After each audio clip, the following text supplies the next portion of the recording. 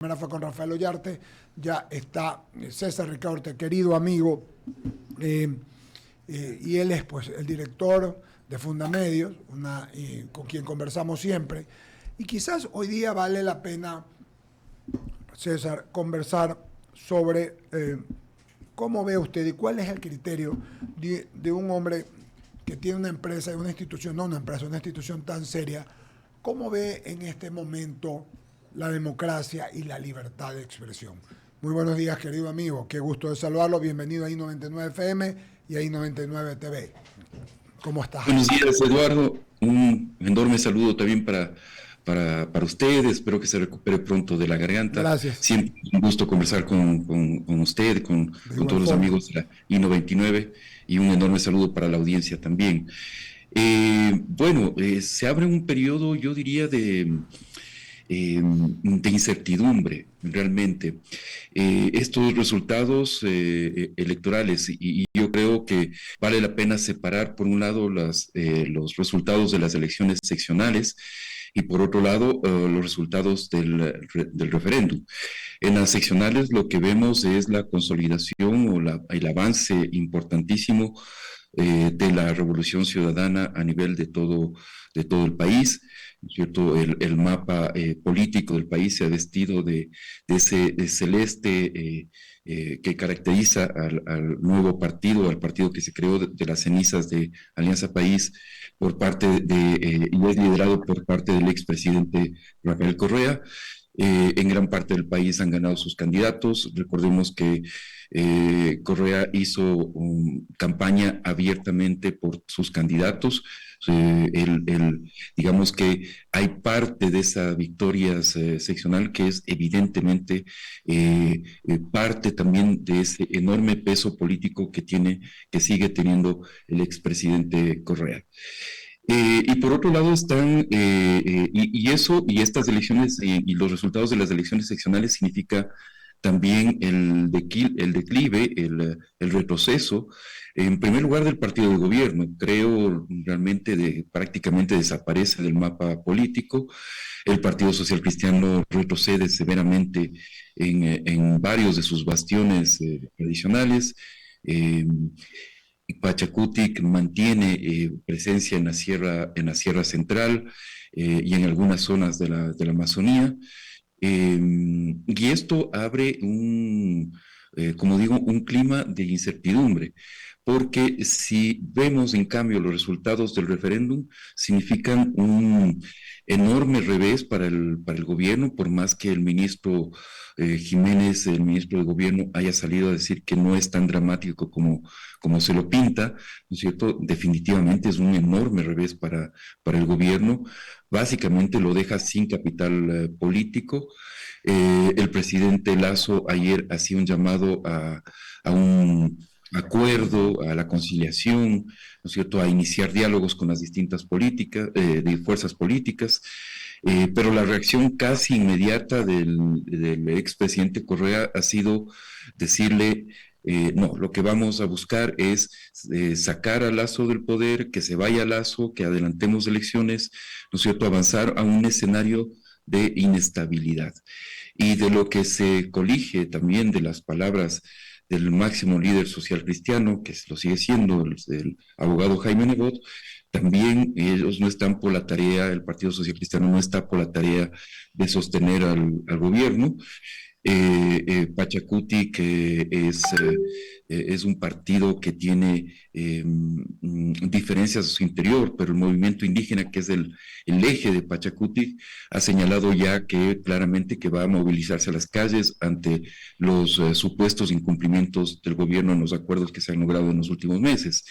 La situación es tan incierta, Eduardo, que incluso las grandes compañías financieras del mundo, las empresas financieras del mundo, los bancos de inversión como JP Morgan, ¿no es cierto?, han señalado que en el Ecuador se abre este periodo de inestabilidad, han bajado las calificaciones de todos los bonos ecuatorianos, ha subido el riesgo país, es decir, a nivel internacional también se percibe que el escenario,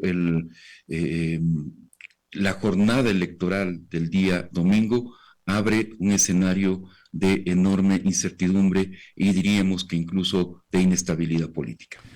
El panorama que dice mi querido César usted es desolador para quienes como usted y mis compañeros y yo que hacemos tantos años comunicación y que hemos luchado por la democracia y por el país desinteresadamente, porque lo hemos hecho siempre en la lucha por la gente, por la libertad, por las libertades, por la comunicación, por la gente, por la democracia.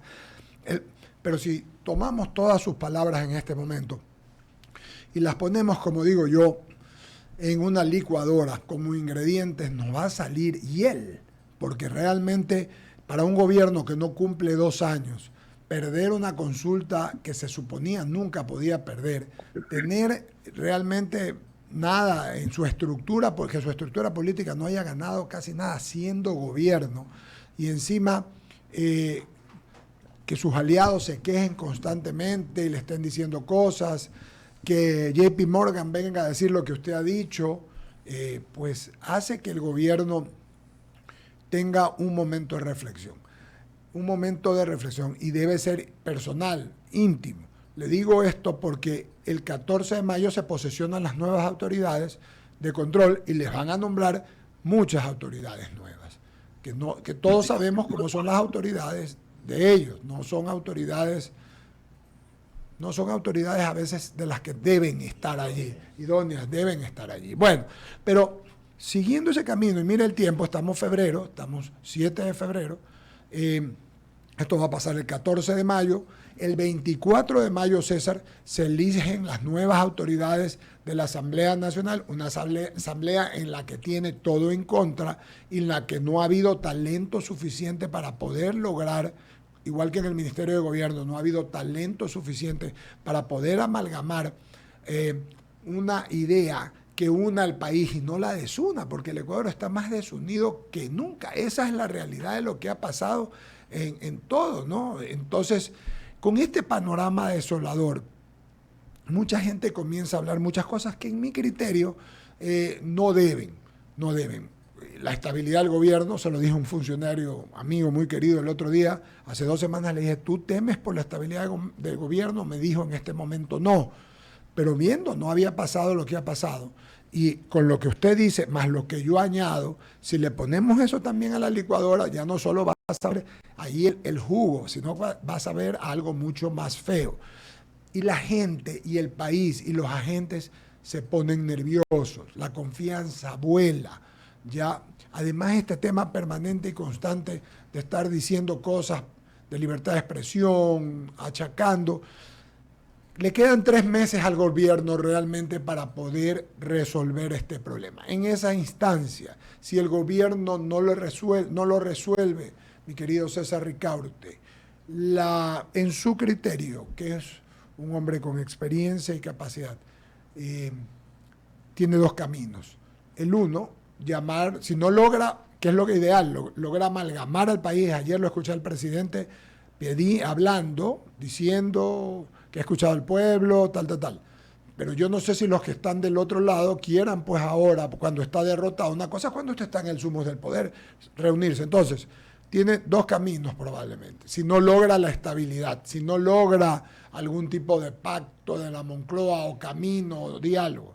El uno, llamar a una asamblea constituyente, que yo no sé qué tan bueno sea esto para el gobierno, o llamar a la muerte cruzada, de la que mi partner Ramiro Cepeda habla desde hace mucho tiempo, constantemente, y en la que sabemos todos que él no va a ser reelecto, el presidente no va a ser reelecto, y que también genera una inestabilidad espantosa para el Ecuador. Entonces, de los 3, volvamos al análisis. 1, tratar de lograr consensos con todos los sectores que tiene que lograr para gobernar. 1, eso va a necesitar renunciamientos, ver que lo que ha pedido y de lo que la gente quiere y ha dicho ayer, porque se ha expresado en las urnas, es bienestar, porque lo que quiere es bienestar, sin sinvergüencería, sin pillería, bienestar. Lo que quiere la gente es muy sencillo. Segundo, ir o llamar a una nueva referéndum para ir a una constituyente, ganar tiempo, eso es todo, ganar tiempo, o llamar a una muerte cruzada. ¿O tiene usted alguna otra idea, mi querido César Ricaurte? Eduardo, sí, los escenarios que planteas son realistas, son así. Yo le veo muy poco margen al gobierno para llamar a consensos, por lo menos con los actores políticos. Yo creo que, como decía el presidente Correa o el expresidente Correa, ayer mismo ya cerró la posibilidad de cualquier avance en ese sentido. A menos que, claro, esto sea de dientes para afuera y finalmente negocien bajo la mesa. ¿Qué podría sucederlo, es algo que no sería extraño a las prácticas de la política ecuatoriana, ¿no es cierto? De hecho, se ha hablado de ese tipo de pactos en la Asamblea Nacional para aprobar leyes propuestas por el gobierno nacional. Pero al final del día no hay que olvidar que el correísmo tiene una agenda y esa agenda pasa por su retorno al poder.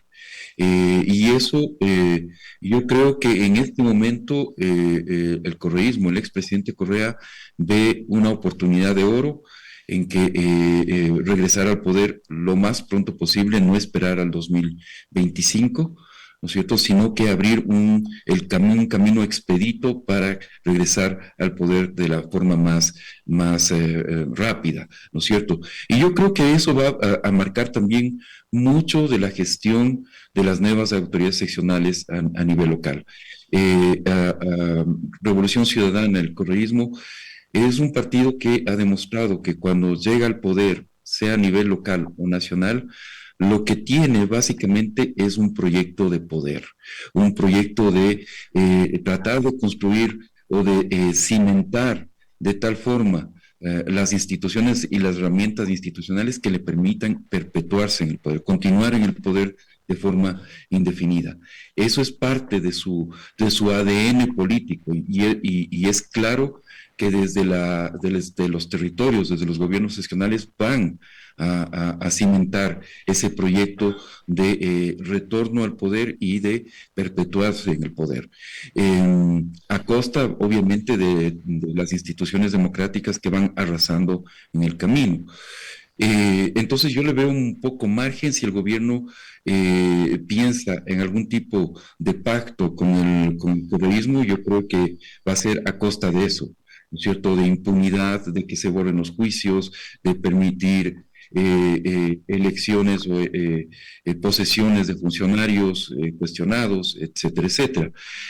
Como ustedes bien señala, el Consejo de Participación Ciudadana, eh, cuyas funciones quedan absolutamente intactas y por lo tanto van a ser los que nombren Contralor, Fiscal, nuevo Consejo Nacional Electoral, es decir, son cerca de 70 autoridades que se calcula que el Consejo de Participación Ciudadana va a nombrar y los va a nombrar ad hoc, o sea, eso creo que no cabe esperar ningún otro escenario. Hay un camino en el tema del diálogo y el consenso que el gobierno, que lamentablemente ayer el presidente Lasso no lo señaló, ¿no es cierto? Porque solo habló de diálogo con las fuerzas políticas, pero este gobierno ha sido muy poco proclive a dialogar con la sociedad, ¿no es cierto?, dialogar con la sociedad civil organizada, de dialogar con los distintos sectores, empresarios, de dialogar con los mismos movimientos sociales, ¿no es cierto?, solamente cuando tuvo la espada sobre la garganta, la daga sobre la garganta del movimiento indígena, ahí se sentó a dialogar con esa espada, ¿no?, en la cabeza que era el que le ponía el movimiento indígena. Pero diálogo institucional, tanto a nivel nacional como a nivel local. No sé si le ha pasado a Eduardo, pero cuando uno habla con autoridades locales se sienten maltratadas por el gobierno muchas veces. Entonces es un gobierno que ha sido ensimismado en estos 2 años casi de gestión de gobierno, y debería abrir los canales. Si algún diálogo puede abrir el gobierno en este momento donde tiene un margen todavía de abrir diálogo, es con los sectores sociales, definitivamente. Y ahí debería el gobierno pensarse seriamente en cómo abrir esos canales institucionales que le permitan mejorar su gestión, su administración del país y su capital político. Con los actores políticos yo esperaría más bien realmente una situación de confrontación, ¿no es cierto?, mucho mayor de la que hemos tenido, de avances sobre las instituciones que van a tener, como digo, partidos como Revolución Ciudadana que tienen proyectos autoritarios, no democráticos, y que su proyecto cuando llegan al gobierno es perpetuarse en el poder. Eso lo hemos visto cada vez que llega al poder, tanto a nivel nacional como a nivel local. Entonces, y de otros sectores políticos, yo no esperaría tampoco mucho más. El Partido Social Cristiano, creo que el abogado Nebot ayer dejó clarísimo que consideran que hubo una traición del presidente Lazo y que no están dispuestos a avanzar en ningún diálogo con el gobierno. Entonces, y como digo, Pachacuti, que sería la tercera fuerza política en juego, tampoco es un sector que se ha caracterizado por buscar un diálogo activo o esté abierto al diálogo con el gobierno o con otros sectores políticos. Esto es, César, en su criterio, solamente problema que ayer lo hablamos largamente aquí con algunos analistas, porque el gobierno tiene muy buenos ministros, pero en el área de gobierno ha tenido realmente un hueco en todo, ¿no? Después de la muerte de César Monjes, con el respeto, porque la considero mucho Alexandra Vela en todos los niveles, y Francisco Jiménez, pero hay un hueco enorme en el tema de lo que está diciendo usted, ¿no? Se requiere un ministro de gobierno en este momento que pueda consensuar, que pueda sacar a flote el bote. Yo recuerdo a algunos, y usted también, comencemos con Javier Ledesma, caído Alberto Dajigui, y Sixto se caía. Él en 9 meses o 10 meses que estuvo como ministro logró llevar arriba a terminar la democracia. Se requiere un ministro de gobierno que sea un premier, que realmente sea un jefe de gobierno y que ponga a todo el mundo a hacer las cosas que tiene que hacer y el presidente escuchar. Pero decir esto es una cosa cuando se puede y cuando se le da potestad, César, porque si usted no le da potestad para ello, no hay problema. Era muy chico yo, usted también.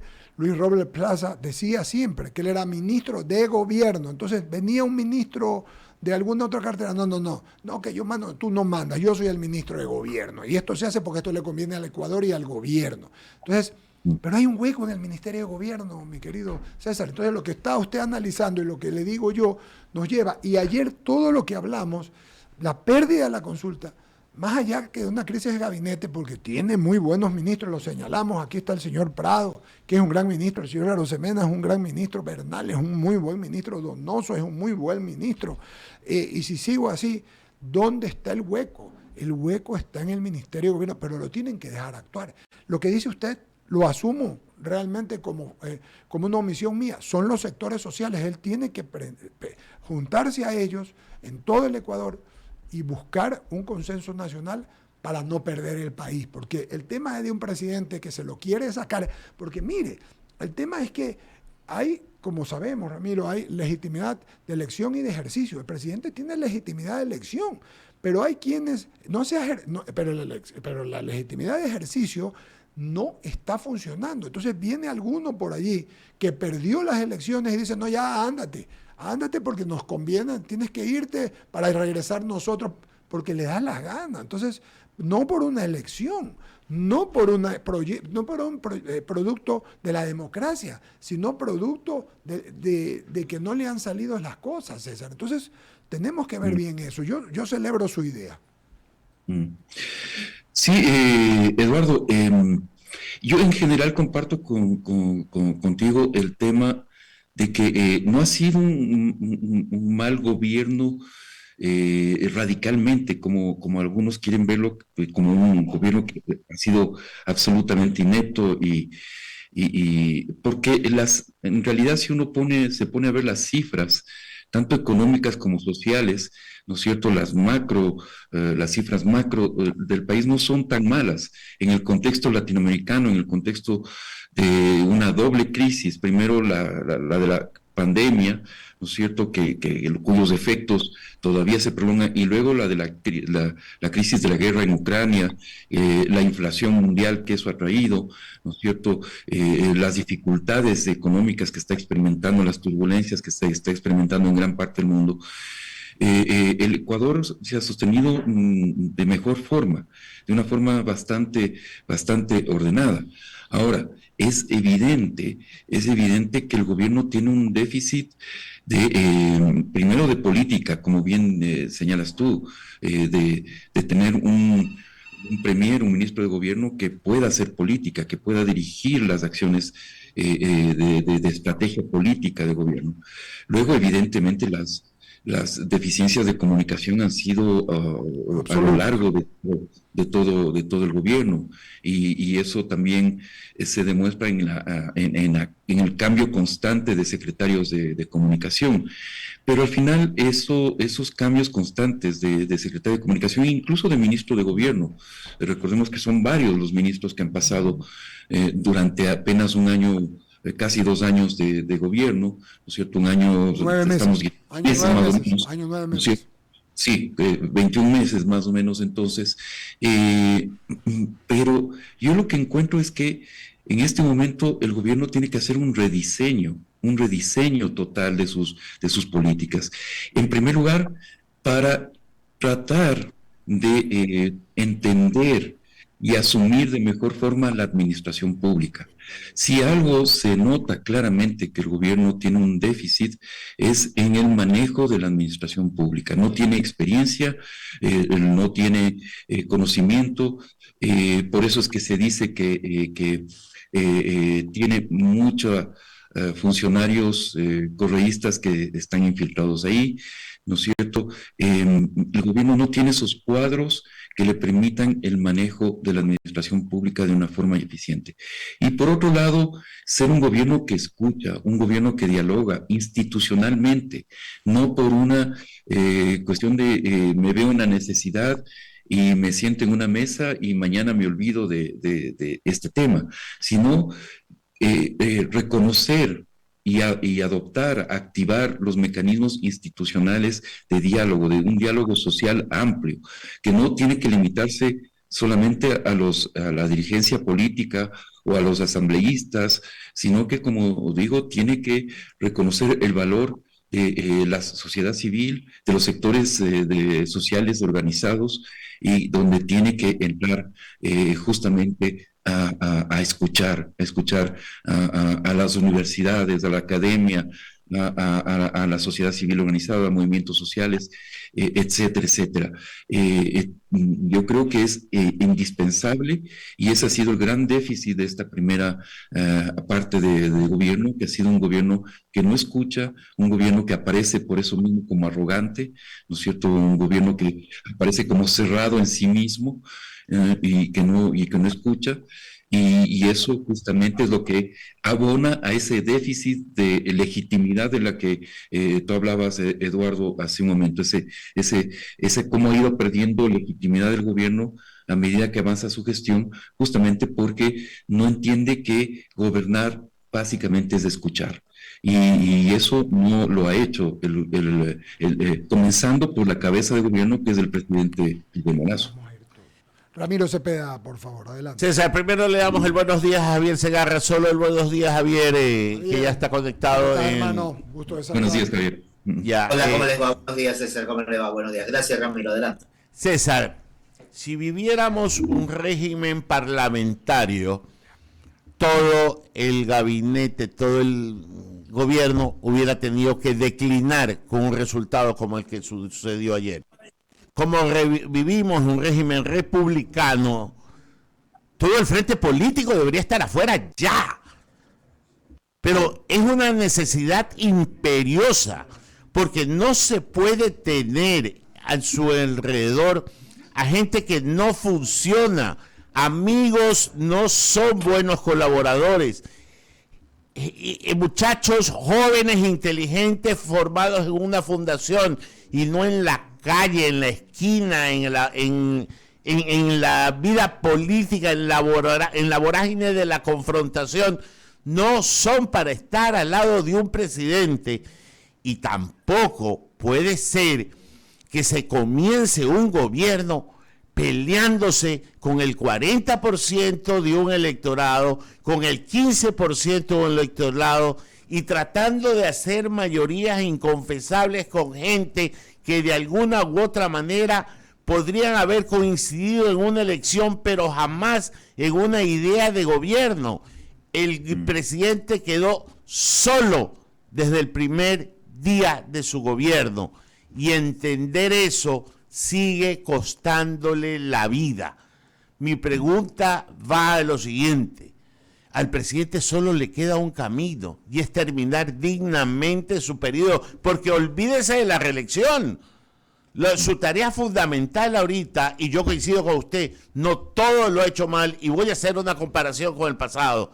El presidente Gutiérrez manejó tan bien la economía porque no la manejó él. El presidente Lasso debería aprender a manejar la política y que no la maneje él. ¿Qué opina usted? Sí, definitivamente de acuerdo en que el gobierno tiene que asumir las consecuencias políticas del domingo, del desastre. Finalmente es eso, que para el gobierno representa la jornada electoral del domingo. Es inconcebible que el ministro Francisco Jiménez haya declarado hace pocas horas que los resultados por el no representan un revés para el gobierno. Eso realmente demuestra una desconexión absoluta con la realidad. Y yo estoy de acuerdo en esto. En un régimen parlamentario hubiera sido la caída del gobierno. En un régimen presidencialista debe significar la remodelación del gobierno, debe significar que el gabinete sea reformado, tenga nuevas piezas, ¿no es cierto? Pero entendiendo que no solamente es cuestión de nuevas figuras, de nuevos personajes que aparezcan en el gabinete, sino que el gobierno tiene que hacer una profunda reflexión sobre su propia forma de hacer gobierno, ¿no es cierto? Como digo, no puede el gobierno seguir ensimismado, no puede seguir sin escuchar, no puede seguir sin conocer, preocuparse por conocer lo que es la administración pública, ese aparato estatal que a veces parece un monstruo, ¿no es cierto? El domar ese monstruo de la administración pública tiene que ser una tarea de gobierno, pero esencial, porque sin eso, esa es la herramienta de gobierno. Pero César, es que estamos coincidiendo, pero el tema central es que la cabeza, el presidente constitucional de la República, que dice que fue elegido para gobernar el Ecuador, y en eso tiene toda la razón, pero se olvida que esa es legitimidad de origen y que el poder se legitima ejerciéndolo. Y cuando usted dice en una cadena ayer que extiende la mano para conversar a los que anteriormente les ha dicho gángsters, resulta que nadie se va a sentar a conversar con él y tiene que buscar otra forma de comunicación. Pero no puede ser que durante todo el ejercicio de su poder no haya tenido un equipo que proteja su imagen, que le diga, no diga esto, no confronte de esta manera, y él se dedica a disparar y a recibir, lo que ha deteriorado no solo su imagen política, sino la palabra presidencial. Y eso es gravísimo. Recuperar eso Sí, hay que reestructurar un equipo, no con amigos, con gente talentosa. Mi grave preocupación es que a estas instancias la gente talentosa no va a querer acompañarlo. Sí, es una preocupación sin duda alguna, porque primero exactamente se han quemado cuadros valiosos. Por eso decía que no solamente basta cambiar gente, porque si se mantiene una filosofía de gobierno que no ha sido la mejor, que ha llevado a esta debacle en apenas 21 meses, ¿no? Porque, o sea, ni siquiera llegamos a la mitad del gobierno y estamos viviendo esta incertidumbre, ¿no es cierto? Entonces, si no hay esa predisposición desde la cabeza, y estoy de acuerdo que aquí el que debe reflexionar profundamente sobre la gestión de gobierno que está haciendo, ¿no es cierto? Y hacer una profunda autocrítica de cómo ha afrontado este gobierno, sin sentirse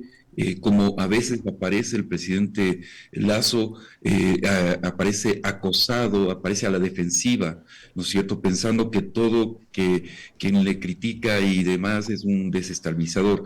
Hay fuerzas desestabilizadoras, por supuesto, y las conocemos. Existen fuerzas que están desestabilizando la democracia ecuatoriana, pero no todo es eso.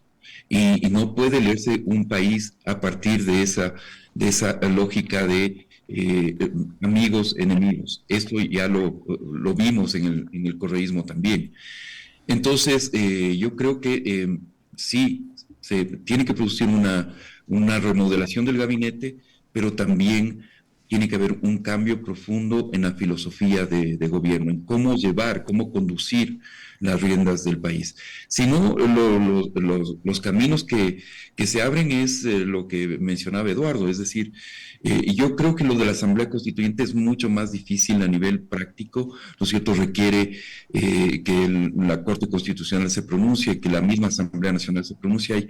Hay diversos candados que hacen que esa opción sea muy complicada, pero la opción de la muerte cruzada puede activarse en cualquier momento. La misma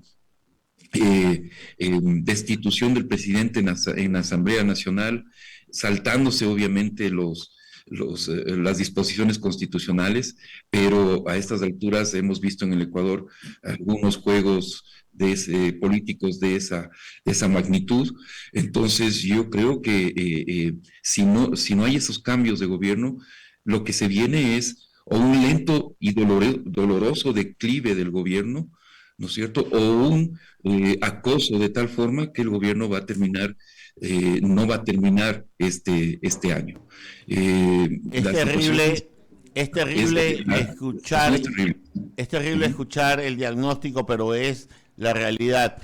Yo voy a ironizar un poco. El presidente debería irse a un otorrinolaringólogo que le ayude a destapar los oídos para que pueda escuchar la voz de la gente sensata, porque habemos gente sensata que le decimos a diario: escuche, atienda, haga algo, porque estando desde afuera se ven mejores los toros que en el mismo ruedo. Y insistiré, si quiere terminar decentemente su gobierno y terminarlo de una manera democrática, tiene que cambiar. Si no cambia, lamentablemente los escenarios son muy dramáticos y muy oscuros. Le paso a Javier Segarra, que continúa con la entrevista. Querido Javier. Gracias, Ramiro. César, ¿cómo le va? Buenos días nuevamente. Buenos días, Javier. No era la fecha indicada para la consulta popular tenerla en el mismo periodo de las elecciones seccionales, ¿verdad? Sí, hay muchos criterios al respecto. Yo concuerdo que el gobierno no está, peor aún después de los resultados del domingo, ¿no es cierto?, en un buen momento político. La tendencia era justamente hacia un declive y eso es un muy mal momento como para llamar a una consulta popular de esta magnitud. Y lo otro, cuando habla ayer el presidente y dice que voy a extender la mano, voy a buscar un acuerdo nacional, tiene que buscar el acuerdo nacional con los correístas, con Pachacuti, con los socialcristianos que tienen una aceptación de votación aceptable. ¿Cómo entender eso? O sea, si con estos acérrimos enemigos políticos a los cuales les dio un calificativo a cada uno, es imposible que se siente a dialogar o buscar un acuerdo nacional. Sí, justamente, Javier, yo creo que no. O sea, yo creo que va a tener serias dificultades con las fuerzas políticas predominantes, ¿no es cierto?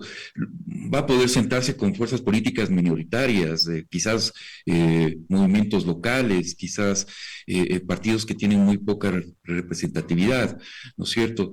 Pero con las grandes fuerzas políticas, el presidente Correa ya lo dijo ayer mismo, o sea, a los pocos minutos que Guillermo Lasso hizo el llamado, ¿no es cierto?, a esta conciliación, ¿no es cierto? El expresidente Correa ya dijo, no vamos a dialogar, la democracia no es solamente el terminar los periodos, vamos más bien a ir a las elecciones anticipadas, o sea, dijo claramente que va a buscar la desestabilización del gobierno, que va a buscar el fin del gobierno lo más pronto posible y el llamado a elecciones anticipadas, ¿no es cierto? Eso ya lo señaló claramente. Yo creo que ahí cierra, pero de una forma inmediata, las puertas del diálogo. El abogado Nebot también ha señalado que ellos se han sentido traicionados desde el primer día de gobierno por el presidente Lasso y que básicamente no van a ir por la tarea de sostener al gobierno. Pachacuti, que bueno, o sea, no creo que Pachacuti vaya a entrar sea la fuerza de sostén del gobierno nacional, eso lo sabemos perfectamente, ¿no es cierto? Más bien el movimiento indígena, que no es exactamente Pachacuti, ¿no? Pachacuti comprende otras fuerzas, pero el movimiento indígena, que es el núcleo de Pachacuti, ha señalado claramente que espera volver a la calle, espera volver a manifestarse contra el gobierno en las próximas semanas y meses ante los incumplimientos que supuestamente el gobierno ha tenido con los ofrecimientos o los acuerdos de las mesas de diálogo. Entonces, a nivel político, Javier, yo le veo que los caminos están muy casi cerrados. Cerrados. Casi cerrados, o sea, quizás algún pequeño resquicio, pero básicamente cerrados. Y es por eso que creo que el diálogo que el gobierno llama, esa conciliación que el gobierno llama, tiene que darse más bien por el lado de la sociedad, por el lado de sociedad civil, de las fuerzas sociales, de las distintas fuerzas sociales, ¿no es cierto?, que están por fuera, que estamos por fuera de los partidos políticos y que yo creo que somos la mayoría de ecuatorianos. Pero para hacer eso, el gobierno tiene que abrirse definitivamente, tiene que abrir sus oídos, tiene que abrirse, tiene que cambiar de filosofía de gobierno, ¿no es cierto?, y realmente institucionalizar los mecanismos de diálogo en todo sentido. Jaime Durán Barba ha cuestionado fuertemente, duramente al actual gobierno y recordemos que fue el gurú de las inesperadas, o mejor dicho, de las elecciones y de llegar a la presidencia de Guillermo Lasso. Hoy lo está cuestionando por arrogancia, por no escuchar, etcétera. Es dura esa crítica, César. Absolutamente, muy, muy dura. Escuché las críticas de Jaime Durán Barba.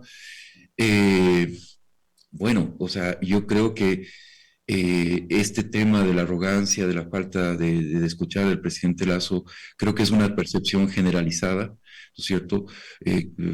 Jaime Durán lo ha dicho en palabras muy duras, pero yo creo que es la percepción generalizada. Es un gobierno que no ha escuchado, que aparece como encerrado en sí mismo y por lo tanto como un gobierno arrogante. César, gracias de mi parte. En el panel continúan con la entrevista.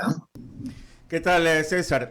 Mire, hoy en el diario Primicias, diario digital, la colega Talía Flores y Flores, de pronto, no sé si haya leído el artículo, en todo caso lo recomiendo, es muy bueno, pero ya en la parte final señala, y quiero su reflexión, escribe Talía Flores y Flores, cuando pase el tiempo y llega la reflexión, quizá un día Lasso y Nebot admitirán que, por el odio político, finalmente terminaron neutralizándose y dejaron el terreno para que Correa haga de las suyas y los derrote juntos.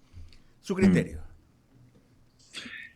Sí, yo creo que esa falta de acuerdo, de diálogo, de posibilidad de construir un proyecto común de las dos grandes fuerzas políticas de la centro derecha, ¿no es cierto? Definitivamente dejan abierto están dejando abierto, o sea, no es una posibilidad, eso ya está sucediendo, ¿no es cierto? O sea, lo que pasó el día domingo es realmente la mitad del camino recorrido para el retorno del expresidente Correa. Tanto es así que él, lo repito, anoche mismo señaló que el próximo objetivo es sacar a Lazo del poder y llamar a elecciones anticipadas, ¿no es cierto? Leímos Exacto, se siente con las fuerzas suficientes como para decir ya de nuevo retornaremos al poder, no vamos a esperar al 25, sino que lo más pronto posible, si es posible este 2023, vamos a regresar a la presidencia de la República. Y yo creo que Thalía Flores tiene toda la razón en el sentido de que estos dos grandes líderes de la centro derecha en el Ecuador han pecado también de arrogancia, de vanidad y de no escuchar a la población, a los ciudadanos y poder construir un proyecto común de país, no de partidos políticos, de país que responda al autoritarismo populista que representa el expresidente Correa. César, gracias de mi parte, compañeros. Yo creo que ya no tengo más inquietudes. Mi querido César, agradecerte la gentileza, agradecerle su gentileza y amabilidad. Seguimos adelante, vamos a seguir conversando. Como siempre, un gusto y muy amable, como siempre, por atendernos a César Ricarte, director de Fundamedios. Un gran abrazo. Hasta luego, Eduardo. Un enorme saludo para todo el panel y para toda la audiencia. Un abrazo. Muchas gracias. Javier, pagamos corte, ¿te parece? Regresamos enseguida. Hay mucho que analizar todavía aquí en el diálogo. Vamos al corte. Hacemos un corte y enseguida regresamos.